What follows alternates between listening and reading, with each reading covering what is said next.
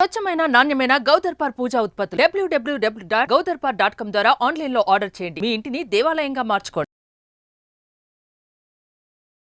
నమస్కారం, మీరు చూస్తుంది India's largest digital media network Suman TV. మనతో పాటు ఉన్నారు ప్రముఖ ఆధ్యాత్మికవేత్త అనంతలక్ష్మి అమ్మ గారు. నమస్తే అమ్మా. నమస్తే అమ్మా. సో వెస్టర్న్ అవుట్ఫిట్స్ పేరెంట్స్ ఎందుకు ఎంకరేజ్ చేస్తున్నారు? ఇలాగే అవుతూ పోతే మన భారతీయ సంస్కృతి సంప్రదాయం ఏమవుతుంది అని అంటున్నారమ్మా.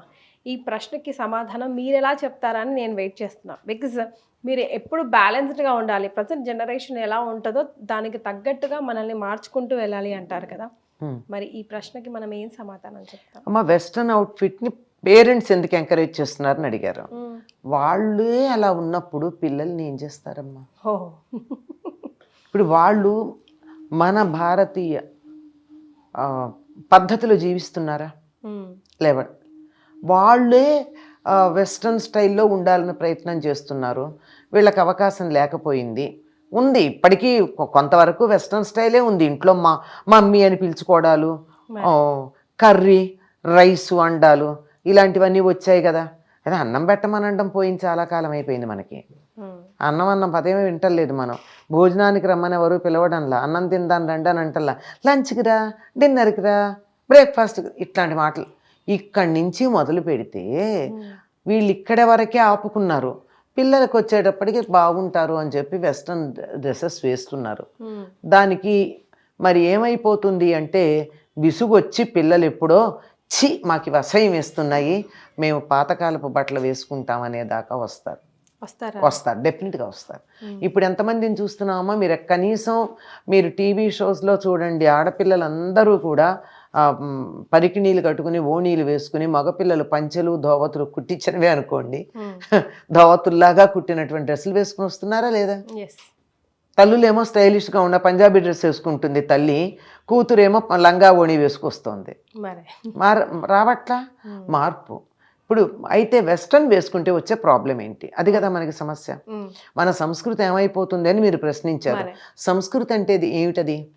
సంస్కృతి అంటే ఏ ప్రాంతంలో మనం ఎక్కడ ఉన్నామో అక్కడ వాతావరణానికి అనుకూలంగా జీవించటమే నిజమైనటువంటి సంస్కృతిలో ఒక భాగం, ప్రధానమైన అంశం అది. అంటే వస్త్రధారణ మొదలైనవన్నీ కూడా మన ప్రాంతానికి అనుకూలంగా ఉన్నవి చేయాలి మనం. వేసవి కాలంలో మిట్ట మధ్యాహ్నం 12 గంటలకి సింథటిక్ డ్రెస్సులు వేసుకుని రోడ్ల మీద వెళ్ళగలరా? అప్పుడు ఏమనిపిస్తుంది? హాయిగా కాటన్ అయితే లూజ్గా వేసుకున్నట్టయితే లోపలికి గాలి వెడుతూ పట్టిన చెమట చల్లారుతున్నప్పుడల్లా చల్లగా హాయిగా అనిపిస్తుంది. ఏసీ కన్నా బాగుంటుందమ్మా చెమట పట్టాక కొంచెం గాలి వస్తే. అవునా కాదా? అసలు అనుభూతే వేరు. చాలా మందికి అది తెలియదు పాపం. 24 గంటలు ఏసీల్లో కూర్చునే వాళ్ళకి ఒంటికి బ్రహ్మాండంగా చెమట పట్టి పనిచేస్తే చెమట పట్టి దాని తర్వాత ఇలా విసురుకుంటే చల్లగాలితో ఆ హాయి కానీ లేదా గాలి అలా వీస్తే వచ్చేటట్టు సుఖం కానీ తెలియదు. ఎంతమందికి తెలుసా ఆ సుఖం? తెలియదు. కనుక అది ఎప్పుడైతే వేసవి కాలంలో అటువంటి వస్త్రధారణ మనకు పనికిరావద్దని అనుకుంటున్నామో దాన్ని బట్టి మనకు అర్థమవుతోంది ఏమిటి? వాతావరణానికి అనుకూలంగా మనం వస్త్రధారణ చేసుకోవాలి అని. మనకి ఇక్కడ ఏం పండుతుందమ్మా? పత్తి పండుతుంది. మనకి గొర్రెలకు పెంచి ఉన్ని తయారు చేయాలంటే కూడా ఎక్కువ ఉన్ని తయారవదు. ఇక్కడ ఉండేటటువంటి గొర్రెలకి ఉన్ని వేసంకాలం వచ్చేప్పటికి బొచ్చంతా రాలిపోతుంది దానికి బయట ఉన్నటువంటిది. ఏదో శీతాకాలంలో చాలా కొద్దిగానే ఉంటుంది. ఇక్కడ దానిపైన ఉండే ఉన్ని కోసం పెంచరు గొర్రెలను, మాంసం కోసమో పాల కోసమో పెంచుతారు తప్ప. మరి ఇక్కడ మనకు ఉన్ని వస్త్రాలు ఎందుకు? అవసరం లేదు. అందుకని మనకు వాతావరణానికి అనుకూలంగా ఉండేటటువంటి వస్త్రధారణ చేయాల్సినటువంటి అవసరం ఉంది. అది ప్రధానం. ఇది సంస్కారంలో, సంస్కృతిలో ఒక భాగం. ఎవరికి అనుకూలమైనటువంటి వస్త్రధారణ వాళ్ళు చేసుకుంటే చాలా బాగుంటుంది. మొన్ననే నేను సనాతన ధర్మ చారిటబుల్ ట్రస్ట్ వాళ్ళు, అంటే స్వామి శివానందమూర్తి గారి ట్రస్ట్, దాంట్లో డాక్టర్ విద్యాసాగర్ అనేటటువంటి వారు మాట్లాడుతుంటే విన్నాను. వాళ్ళు ఎమినెంట్ పర్సన్స్కి అవార్డ్స్ ఇచ్చేటటువంటి ఫంక్షన్. దాంట్లో ఆయన మాట్లాడుతుంటే విన్నాను. మన ధర్మం గురించి మాట్లాడుతూ ఆయన మనం ఇతర దేశాలకు వెళ్ళినప్పుడు ఆ రకమైన వస్త్రాలు ధరించాలనేటటువంటిది ఒక రాంగ్ కాన్సెప్ట్ అని చెప్తాడు ఆయన. ఎందుకంటే ఎవరి దేశానికి సంబంధించిన వస్త్రధారణలో వాళ్ళు వస్తే అందరూ గౌరవిస్తున్నారు ప్రపంచం అంతా అని దానికి ఆయన ఒక ఎగ్జాంపుల్ చెప్తాడు. ఒక పెద్ద సైంటిఫిక్ సెమినార్లో ఇజ్రాయిల్స్ అందరూ కూడా ఆ చిన్న టోపీలు పెట్టుకొచ్చారు. ప్రపంచంలో టాప్ మోస్ట్ సైంటిస్టులు. వాళ్ళు ఏమీ సూటు బూటు వేసుకుని రాలా. వాళ్ళు ఏం వేసుకొచ్చారు, వాళ్ళ డ్రెస్సింగ్ ఏదైతే ఉందో యూదులు వేసుకునేది అది వేసుకుని వాళ్ళ టోపీ ఎంత ఉంటుందండి, ముస్లిమ్స్ పెట్టుకునేది ఇక్కడ దాకా ఉంటుంది, యూదులు పెట్టుకునేది ఇక్కడ వరకే ఉంటుంది. ఎలా అంటే మీకు పోప్ పెట్టుకుంటాడు, చిన్న కొబ్బరి చిప్ప అంతే ఉంటుంది, అది ఎక్కువ ఉండదు. అలా పెట్టుకుని వచ్చారట. అక్కడ ఎవ్వరూ వాళ్ళని తప్పు పట్టలేదు, వాళ్ళ సంస్కృతికి అందరూ గౌరవించారు. ఎవరైతే పంచ కట్టుకుని వెళ్ళారో భారతీయులు వాళ్ళని అంతకన్నా ఎక్కువ గౌరవించారు సూట్ వేసుకు వెళ్ళిన వాళ్ళకన్నా. అంచేత ఈ మన పిల్లలు విదేశాలకు పెడతారు గనక ఇప్పటి నుంచి సూటు బూటు పేకకొక ఉరి అంటే టై ఇవన్నీ కట్టి పంపించాల్సిన పని లేదు. ఇది తల్లిదండ్రులు మానుకుని మన సంప్రదాయంగా ఉండేటటువంటి వస్త్రధారణలో సుఖం ఉంది, ఇతరులు గౌరవిస్తారనే సంగతి చెప్పాలి. వాళ్ళు ఇతరులు గౌరవిస్తారనే సంగతి చెప్పాలంటే వీళ్ళ వస్త్రధారణలో ఉండాలి. ముందు పేరెంట్స్ ఉండాలి. ఉదాహరణకి నేను ఇందాకే ఉదాహరణ ఒకటి చెప్పా. తల్లేమో ఒక ఫంక్షన్కి చుడిదార్ వేసుకొచ్చింది, కూతురేమో లంగా ఓణి వేసుకొచ్చింది. బాగానే ఉంది కదా. తల్లి ఇది భారతీయమైన వస్త్రధారణ, చుడీదారు పంజాబీ డ్రెస్సు, దాన్ని తప్పు పట్టడం కాదు.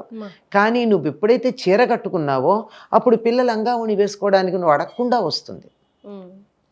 నువ్వే మీ అమ్మ చీర కట్టుకుంటే నువ్వు పంజాబీ డ్రెస్ వేసుకున్నావు గనక నేను జీన్స్ వేసుకుంటాను అంటుంది. What answer the mother has to give కదమ్మా. కనుక పిల్లల్ని మీరు ప్రశ్న సరిగ్గా అడిగారు. నా ఏమంటే ఎంకరేజ్ చేస్తున్నటువంటి పేరెంట్స్ గురించి అడిగారు. పిల్లలది ఎప్పుడూ తప్పు ఉండదమ్మా.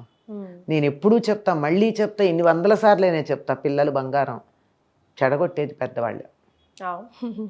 వాళ్ళు మనం ఎలా అంటే అలా తయారవుతారు, ఎలా ఉంటే అలా తయారవుతారు. అంటేనే కాదు, ఉంటే. అందువల్ల వాళ్ళు ఎలా ఉండాలనుకుంటున్నారో మనం అట్లా ఉండాలి. పైగా మీరే అన్నారు కదా, పిల్లల్ని ఎంకరేజ్ చేస్తున్న వాళ్ళు పేరెంట్సే అని. ఇదేంటి డ్రెస్ అమ్మా అని ఒక పిల్ల సరైన డ్రెస్ వేసుకోకపోతే ఇంకొక అమ్మాయి ఇంకొక పిల్ల తల్లి అడిగింది అనుకో, వెంటనే ఆ పిల్ల తల్లి ఈవిడితో పోట్లాడు, నా కూతురు ఎట్లాంటి డ్రెస్ వేసుకుంటే నీకేంటి, నీకేం అవసరం, నీ పిల్ల డ్రెస్ గురించి నేను కామెంట్ చేశానా, నా పిల్ల డ్రెస్ గురించి నువ్వు ఎందుకు కామెంట్ చేసావు అని డబాయించే వాళ్ళు కనపడుతున్నారు. అంచేత మార్పు అక్కడ రావాలి, పేరెంట్స్లో రావాలి. పేరెంట్స్లో వస్తే తప్ప పిల్లల్లో రాదు. ఈ వస్త్రధారణ గౌరవప్రదమైంది, మన ప్రాంతానికి సంబంధించింది, మనకి ఇక్కడ ఇది సుఖంగా ఉంటుంది. ఈ వస్త్రధారణ మనం ఇలా వెళ్ళినందువల్ల ఇతర దేశాల్లో మన ఎవరు ఏమీ అనరు అనేటటువంటి సంగతిని వాళ్ళ మనస్సుల్లో నాటుకునేటట్టు చేయాలి. మళ్ళీ కొన్ని రోజు ఏదైనా మెయిన్ ఫంక్షన్స్, పెళ్ళిళ్ళు అలాంటి ఒకేషన్ వచ్చినప్పుడు మళ్ళీ మనమే పోట్లాడతాం, మనమే కుస్తీలు పడతాం, మనమే ఎప్పుడు వెస్టర్నేనా, ఎప్పుడైనా ఇండియన్ వేసుకోమంటే వేసుకోవు, లంగావని వేసుకోవు, చిరాకు పడతావు, అది పడతావు, వేసుకున్న వెంటనే విప్పుతావు. అలవాటు చేశాం కదా మనమే. అలవాటు చేశాక వాళ్ళకి ఆ రకమైనటువంటి బట్టల్లో సుఖం తెలిసిన తర్వాత ఇది వేసుకోవడం కష్టం. ఇప్పుడు అలాంటి వాళ్ళని ప్యాంట్ షర్ట్ వేసుకోమంటే కొంచెం ఇబ్బందే కదా. మరి అంటే వేసుకోలేదని అనకండి, అవసరమైనప్పుడు వేసుకోవడం జరిగింది. అంటే ఎప్పుడు ఎన్సీసీలో ఉన్న రోజుల్లో, ట్రెక్కింగ్కి వెళ్ళిన రోజుల్లో, ట్రెక్కింగ్కి వాటికి వెళ్ళిన రోజుల్లో తప్పదు గనక చీర అడ్డం కదా, అందుకని వేసుకుంటాం. వేసుకున్నా డీసెంట్గా వేసుకున్నాం, వాటిని కూడా డీసెంట్గానే వేసుకోవచ్చు కదా. కానీ అంత మాత్రం కానీ ఇబ్బంది పడతాం కదా. అదేదో ఆ కొండల్లో వెళ్ళినప్పుడు బాగానే ఉంటుంది, కానీ మరి ఇంట్లో పని చేసుకున్నప్పుడు ఇబ్బందిగా ఉండదు. అంతెందుకమ్మా, ఒక మంచి ఖరీదైన కొత్త పట్టుచీర కట్టుకుని ఫంక్షన్కి వెళ్ళొచ్చాక ఇంట్లో పని చేసుకోవడానికి దాన్ని మారిస్తే కానీ చేసుకోలేంగా. అంతేగా. అంచేత ఏది నాకు సుఖమైంది అనిపిస్తుందో, ఏదనిపిస్తుంది అలవాటైంది సుఖం అనిపిస్తుంది. అంచేత మన వస్త్రధారణ పిల్లలకు అలవాటు చేయడంలో సుఖం ఉంది. అట్లాని వేరే వద్దని చెప్పట్లా. ఎప్పుడన్నా ఇప్పుడు సరదాకి వేసుకున్నట్టు వేసుకోవచ్చు కానీ నిత్యకృత్యంగా వేసుకోవడం అలవాటు చేయకూడదు. Right, thank you so much అమ్మా. వెల్కమ్.